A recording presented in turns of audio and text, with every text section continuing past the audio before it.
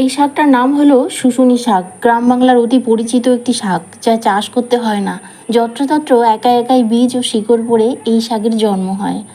তবে এই শাকের কিন্তু অনেক গুণাবলী আছে। স্মৃতিশক্তি বাড়ায় এই শুশুনি শাক। দুশ্চিন্তা বা অ্যাংজাইটির হাত থেকে রেহাই পেতে সাহায্য করে এই শুশুনি শাক। অনিদ্রা বা ইনসোমিয়া দূর করতেও সাহায্য করে এই শাক। এছাড়াও শুশুনি শাকের মধ্যে থাকা অ্যান্টিঅক্সিডেন্ট রোগ প্রতিরোধ ক্ষমতা বাড়াতে সাহায্য করে। শুশুনি শাক সিদ্ধ করে জল ফেলে দেবেন না, বরং এই জল নিয়মিত সেবন করলে শ্বাসকষ্ট থেকে রেহাই পেতে পারেন। এছাড়া শুশুনি শাক বাটা খেলে উচ্চ রক্তচাপ স্বাভাবিক থাকে। এর মধ্যে অল্প চিনিও মিশিয়ে নিতে পারেন।